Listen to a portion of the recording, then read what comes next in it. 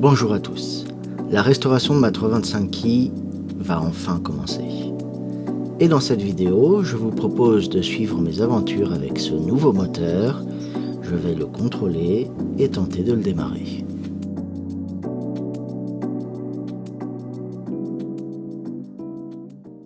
Je vous présente ce moteur, c'est un M54 B30 de Z4 3 litres donc, E85. C'était une conduite à droite qui a subi quelques dégâts, on va dire. La tête d'amortisseur est venue jusque contre la partie du coude d'admission, donc ça explique pourquoi il est dans cet état-là. Mais a priori, le bloc en lui-même n'a pas subi de dégâts, donc sûrement une bonne base. J'ai eu avec le moteur le faisceau complet du moteur avec son calculateur, la pédale d'accélérateur, mais j'ai également aussi tout le faisceau habitacle de la Z4. Donc il y a moyen de faire quelque chose. Par contre, il y a un sacré boulot au niveau du faisceau parce qu'il va falloir simplifier tout ça. Vous avez sûrement remarqué que là il manque la pompe de la direction assistée hydraulique parce que les Z4 E85 sont équipés d'une direction assistée électrique. Donc je n'ai pas la pompe, mais c'est pas grave parce que j'ai l'intention de me séparer de la direction assistée et on rajoutera sûrement un petit bloc de manière à faire ça correctement. Alors le moteur était équipé d'une boîte 6 mécanique. Je l'ai démonté hors caméra parce que c'était pas forcément très intéressant et ça m'a permis de mettre à jour en nettoyant cette étiquette. Une fois nettoyée, présente les codes M54 E85. Maintenant à savoir, est-ce que c'est un 3 litres? Parce que normalement on trouve cette petite plaque sur le bloc moteur indiquant qu'il s'agit bien d'un 3 litres 6 cylindres. Or voici l'état de la mienne. J'ai nettoyé le coin de l'étiquette. Et ce coin, il indique BT51. On n'est pas tellement plus avancé. Mais sur le site Silsix, vous avez ceci. Alors là, le site nous propose un kit de triangle. On va dire, on s'en fout un peu. Mais si on va dans la liste, donc là, il y a les E46, E46, Z4, E85 Roadster, Z4 3 litres, code BT51 M54. C'est bien un B30. Maintenant que je suis rassuré, et je sais que c'est bien un M54 B30, ce qui serait intéressant de savoir, c'est est-ce qu'il est viable? Parce que je l'ai acheté sans le voir tourner. Donc la première chose que j'ai faite auprès du vendeur, c'est de vérifier la compression du moteur. Parce qu'un moteur qui n'a aucune compression en dehors d'une voiture, déjà on peut commencer à s'inquiéter un peu. On peut aller vérifier si les bougies sont présentes, mais c'est jamais très bon signe s'il commence à y manquer des pièces. Donc, là, j'ai de la compression. Et il n'est pas bloqué. Donc c'est déjà un bon point. Avant de commencer à faire tout l'entretien, joint de cache-culbuteur, bougie, réparer le coude d'admission, vérifier la vanne d'ISA. Avant de commencer l'entretien pur et dur de ce moteur, je voudrais essayer de le faire peut-être démarrer ou au moins tourner, même s'il ne démarre pas, de manière à savoir s'il n'y a pas un problème, s'il n'y a pas un bruit ou autre qui serait alarmant, pour éviter de mettre des pièces neuves sur un moteur qui est complètement HS. Et on va commencer à démonter les caches, les bougies, les bobines bien sûr, et on va aller voir l'état des pistons, voir s'ils sont pas marqués, et voir aussi la couleur des bougies, parce que ça peut être intéressant de savoir. Alors, je l'avais déjà fait, mais on va revérifier, parce que ça fait un moment que je l'avais fait. Bien sûr, avant d'essayer de démarrer le moteur, on va vérifier qu'il soit bien rempli en huile. Surtout qu'on connaît la maladie des M54, la pompe à huile qui a tendance à se dévisser. C'est pour ça que j'essaierai d'abord de le démarrer sans l'allumage, pour voir s'il y a une pression d'huile qui arrive, et après on verra. Eh bien, il y a de l'huile, il y en a même un tout petit peu trop, on va dire. On n'est pas loin du max. Bon, ça ira, on va pas le faire tourner des heures non plus, on va pas lui faire prendre 6000 tours minute tout de suite. Donc ça c'est bon. Allez, on commence le démontage.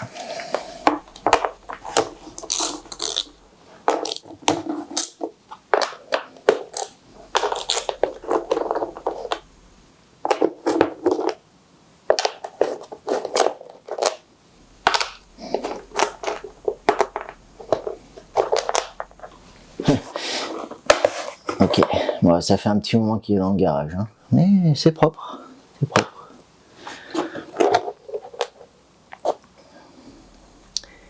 C'est même assez propre. On va refermer ça tout de suite, surtout que j'ai des feuilles qui tombent du toit, donc on va éviter de faire des bêtises.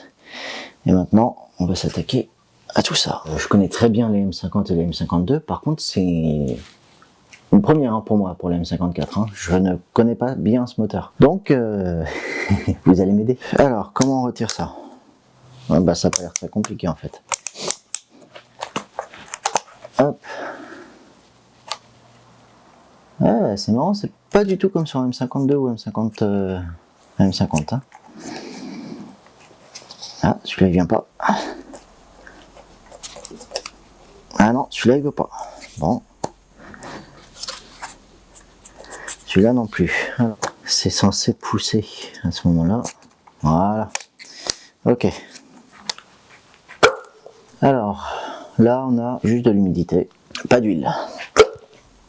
De l'humidité, mais pas d'huile. C'est un peu ma crainte pour le moment. C'est de finir par trouver de l'huile dans un des puits de bougie. Ce serait pas très bon signe. Toujours pas d'huile. Non, toujours pas. C'est un peu gras. Ah, non, même pas tellement en fait. Non, ça va. Ah, ça par contre j'aime pas. Quand les bobines sont pas les mêmes, c'est pas très bon signe. Bon. Ok. Donc, toutes les bobines sont à peu près propres et il y en a une de différente. On verra ce que ça dit. Maintenant, ça va être intéressant d'aller regarder l'état des bougies. En tout cas, les puits de bougies sont nickel. On s'attaque aux bougies, on va voir ce que ça dit. Oh, ouais, pas trop serré, hein. Je suis d'accord, faut pas serrer des bougies comme une brute. Mais bon, si elles peuvent être serrées quand même un peu, c'est pas mal. Oh, bah c'est une belle bougie, ça, tiens. C'est même une très belle bougie. Ah, la couleur est parfaite. On va aller chercher la caméra maintenant.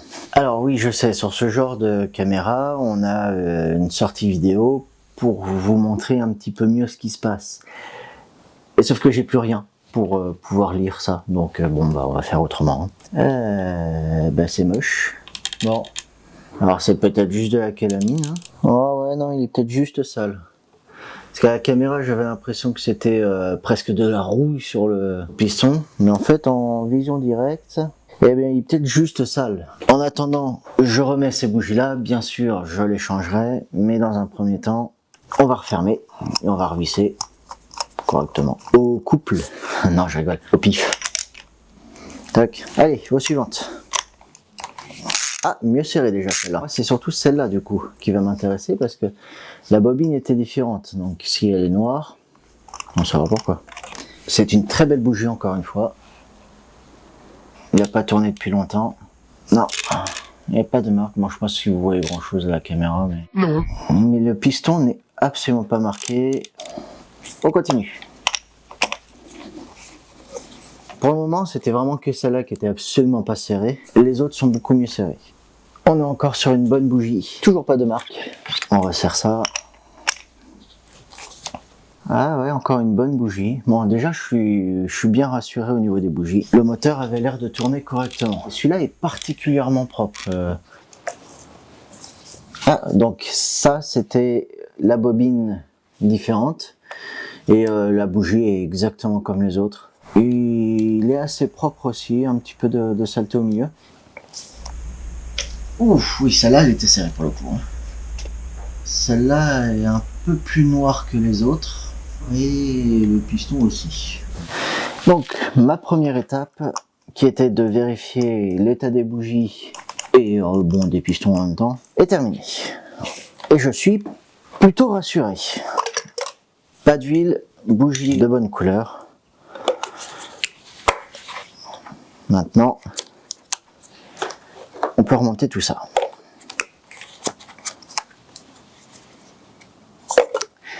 Eh bien, par rapport au M50 et au M52, j'adore ça. C'est tellement plus simple.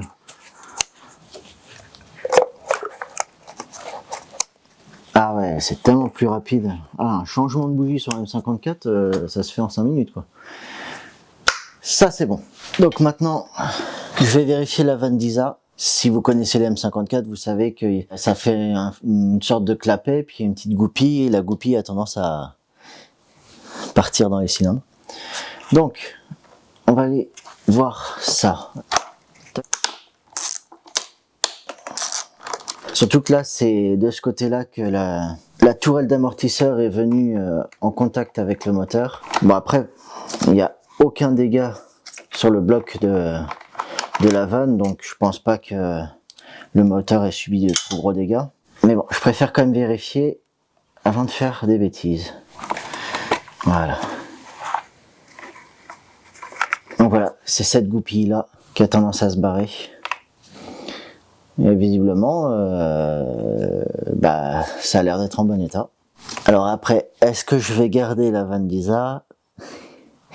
On verra plus tard. Pour le moment, oui. Pour le premier démarrage, oui.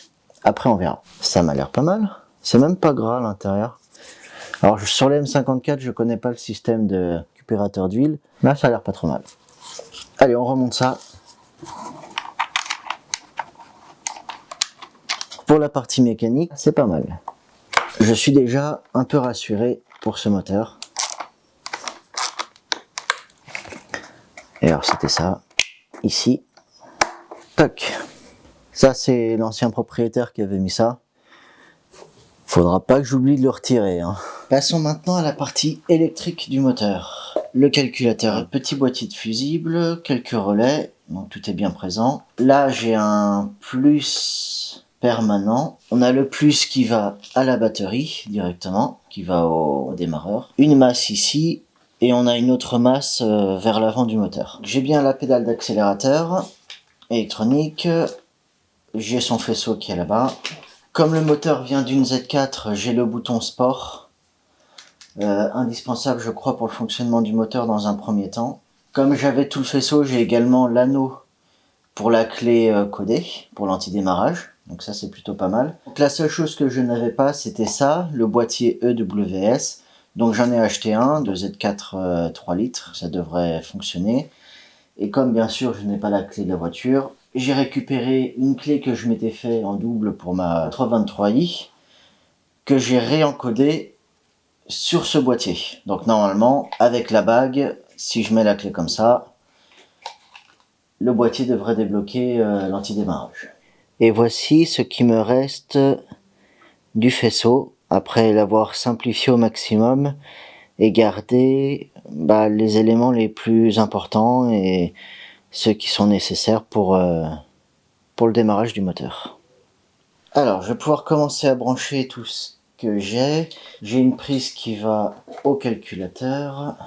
Là, j'ai une prise... j'ai cette prise-là. Là, il faudra que je connecte le WS. J'ai donc une soudure à faire. Les compteurs, je les ai pas et ils seront pas indispensables. J'ai un plus à brancher et ça c'est pour le chauffage, donc on s'en fiche. Je peux brancher le calculateur au faisceau habitacle. Voilà. Je connecte la pédale d'accélérateur. Voilà. J'ai les câbles qui vont jusqu'à la prise OBD que j'ai, mais on verra peut-être plus tard pour la connecter. Et raccordé au faisceau du Neumann, j'ai la partie qui vient se connecter à l'EWS. Je commence donc à faire les connexions des bornes positives de manière à alimenter le moteur en 12 volts.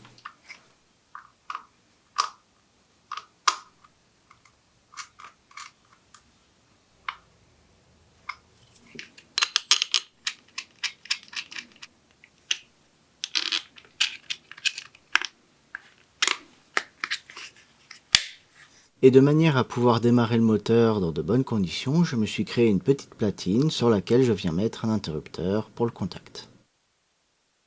Pour faire les choses correctement et proprement, j'ai l'intention d'y ajouter des fusibles. Pour cela, je fais des connexions sûres, avec des cosses, et en isolant le tout afin d'éviter des courts-circuits.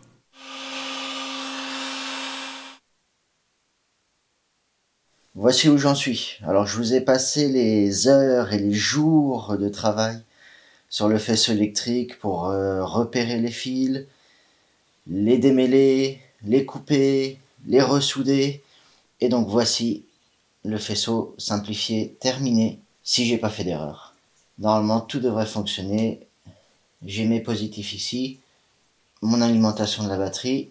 Ici, j'ai l'alimentation des fusibles, le WS, la bague pour la clé, mes masses sont ici, le calculateur, et puis les relais et fusibles de base sur le faisceau moteur. La batterie, la pédale d'accélérateur électronique, le Neumann. Je suis plus très loin de pouvoir démarrer le moteur, mais je vais pas démarrer sans collecteur. Déjà, c'est pas très bon pour le moteur, je crois. Et je pense que c'est pas très bon non plus pour les relations de voisinage. Donc, je vais mettre des collecteurs d'échappement de M3E36. Mais comme vous pouvez constater, je n'ai que 3 goujons. Ah non, 4. Donc, je vais en remettre quelques-uns.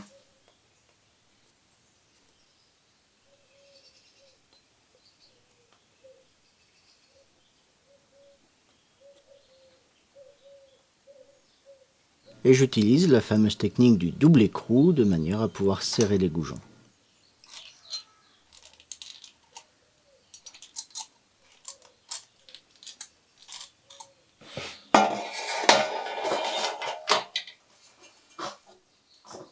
Ah oui, c'est vrai, on ne peut pas mettre les collecteurs Super Sprint quand les goujons sont en place. Pourtant, je le sais, hein.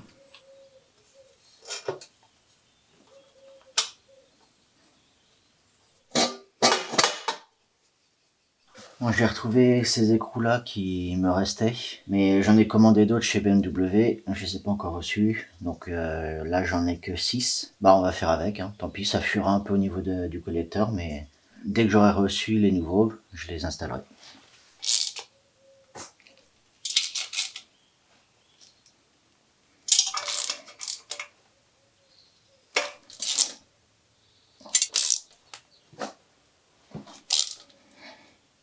Ayant l'intention de faire tourner le moteur sans boîte de vitesse, je démonte le mécanisme d'embrayage et son embrayage afin de limiter les risques. Bon, je vais tenter une petite réparation de fortune en attendant de changer ça.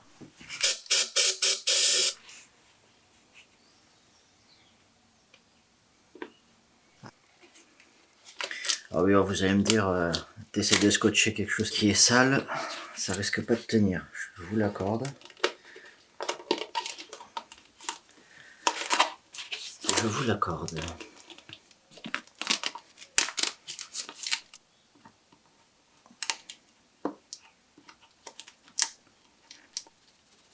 Il n'y a pas encore de circuit d'essence, mais j'aimerais bien essayer de faire un premier démarrage, juste voir si le démarreur tourne et si le moteur a de la compression. On va déjà commencer par brancher la batterie. Je mets le contact. J'ai le bouton sport qui vient de s'allumer. Rien. Oh, j'ai trouvé le problème. Il me manquait en fait un plus après contact. C'est pour ça que je n'avais aucune réaction du moteur lors de l'alimentation en 12 volts. Je reconnecte la batterie. Je mets le contact. Et là on entend quelque chose. Je remets la clé.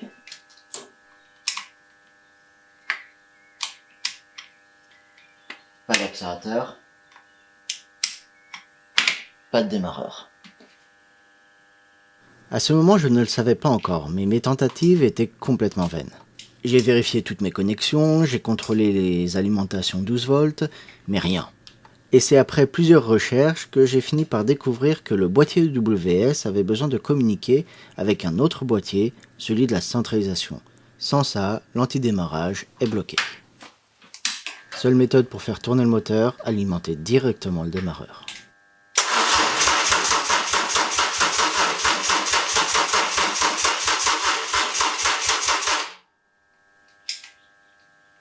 Au moins maintenant je suis rassuré, aucun bruit suspect au niveau du moteur. Nous voilà quelques jours, voire semaines, ou peut-être même mois plus tard. Il y a eu énormément de travail effectué sur le faisceau puisque j'ai à peu près tout repris.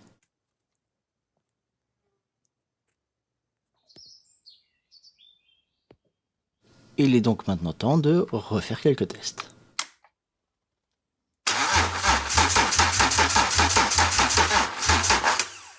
Bon, j'ai encore oublié un positif. Oh, on a une réaction du moteur là, il y a de l'allumage. Faut que je teste quelque chose là, tout de suite. Ah, ça fait plaisir! Dans l'euphorie de ce quasi-démarrage du moteur, j'ai finalisé un petit peu ma platine de démarrage en y ajoutant un voyant de pression d'huile, un compte-tours, et j'ai également ajouté le filtre à essence qui est pourvu d'un régulateur de pression d'essence sur les Z4 et E46, raccordé avec cette durite à une dépression sur la pipe d'admission, et j'ai également connecté une pompe à essence raccordée à un bidon de samplon 98. Donc là, ça devrait démarrer. Le relais de la pompe fonctionne normalement.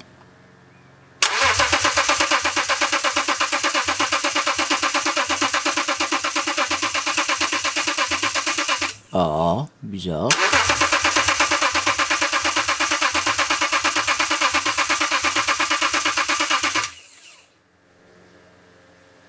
Ok, pardon, c'est moi, je suis débile, j'ai juste inversé les deux fils de la pompe à essence.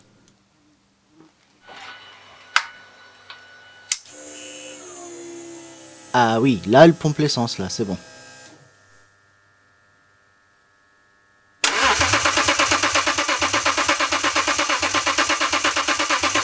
Wow, stop, on arrête. Ah non, mais en le mettant, je savais que ce collier était pourri. Bon, je laisse la pression redescendre et je le change. Peut-être que cette fois, ce sera bon.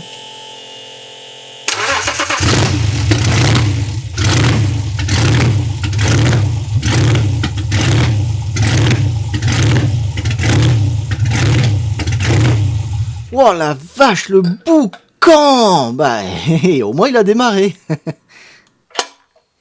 Il tournait, mais pas très bien. Je vais connecter les sondes lambda pour voir si ça change quelque chose.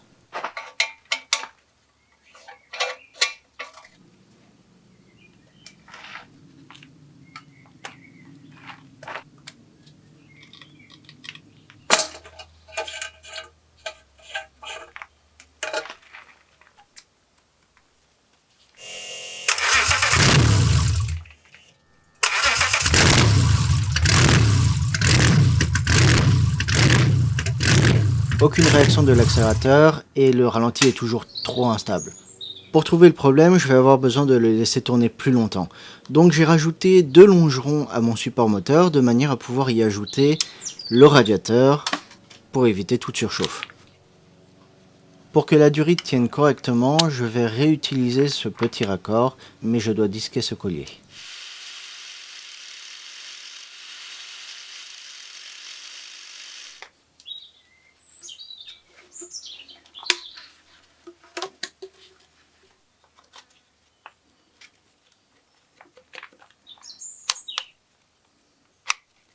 De ce côté-là, je n'ai pas le raccord, donc la durite devra pour le moment tenir comme ça, mais je ferai pareil que de l'autre côté. Effectivement, avec le raccord, la durite tient beaucoup mieux. Et je ferai pareil pour celle-là aussi.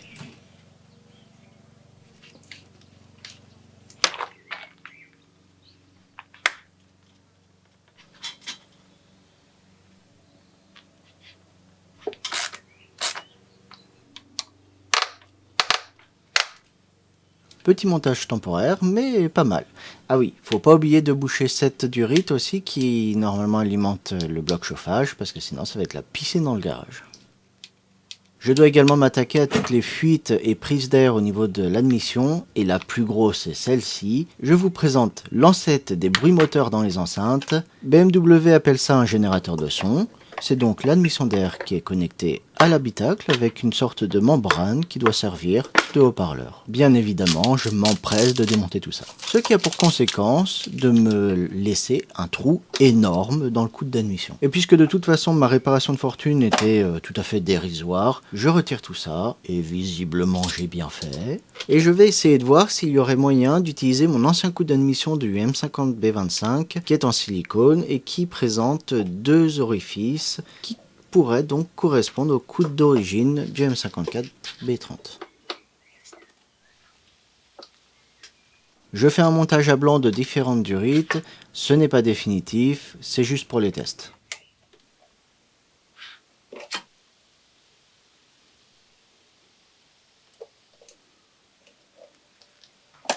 D'accord, super, merci. Alors la technique est en fait d'incliner le coude vers le haut et là il tient vraiment bien.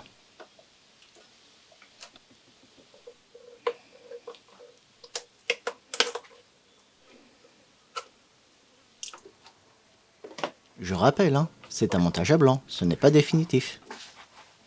Dernière durite à boucher, et l'admission d'air est étanche.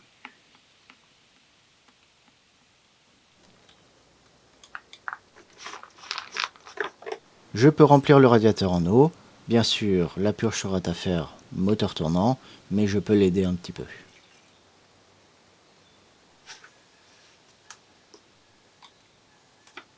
Parce que je vais avoir besoin de faire tourner le moteur plus longtemps de manière à trouver éventuellement les causes de son ralenti instable ou vérifier son fonctionnement, j'ai besoin de ne pas faire sursauter mes voisins à chaque démarrage, donc je rajoute une ligne intermédiaire ainsi qu'un silencieux pour essayer de réduire un peu le bruit du moteur.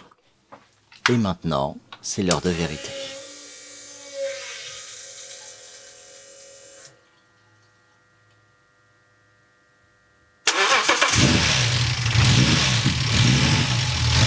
Bon, il démarre bien, mais j'ai toujours ce problème de ralenti instable.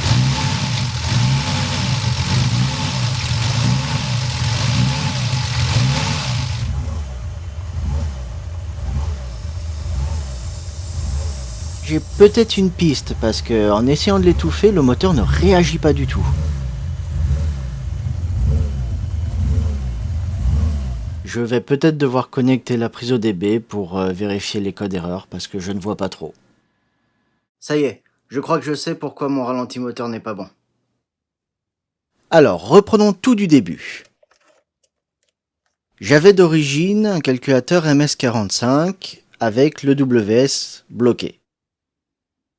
Donc, j'ai récupéré un calculateur MS43 avec le WS off et d'autres options que je souhaitais. Pour ce faire, il a fallu que je modifie entièrement le faisceau puisque ce moteur ne correspondait pas. Et il semblerait que le débitmètre, qui a une fiche comme ceci sur le faisceau MS45,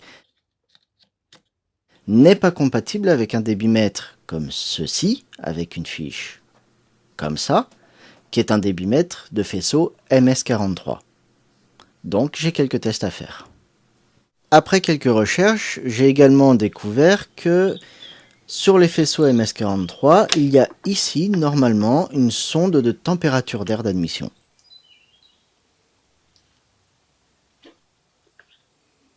Remplacée par ce bouchon sur le faisceau MS45, puisque la sonde est en fait dans le débitmètre. Voici la fameuse sonde que j'ai récupérée sur un deuxième moteur que j'ai, qui lui est d'origine en MS43.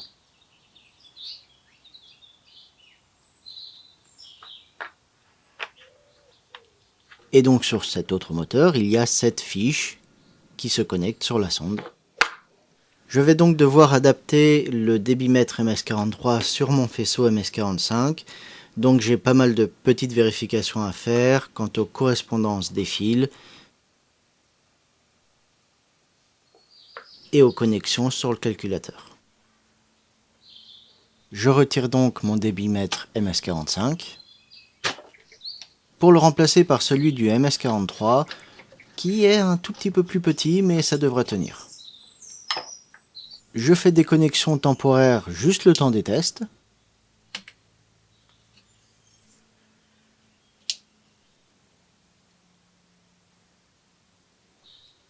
Je rebranche tout et on va voir s'il y a du changement.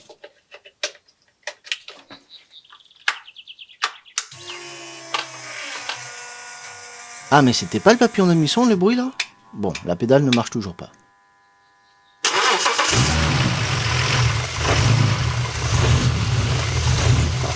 Oula, bah ça a l'air pire.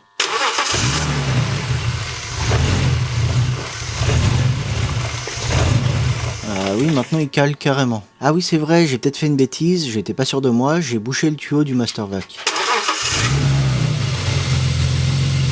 Ah oui, bien mieux, ils tournent rond là, c'est bon.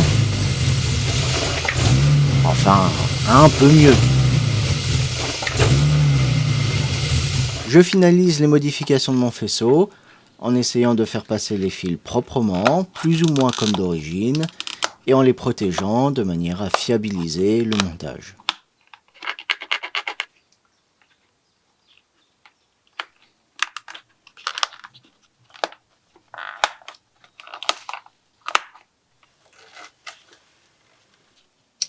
Je m'occupe également de la partie du faisceau du débitmètre, ce qui va me permettre de pouvoir connecter une dernière broche qui ne l'était pas encore jusque-là, qui je pense est l'alimentation du débitmètre. Peut-être que ça fonctionnera mieux.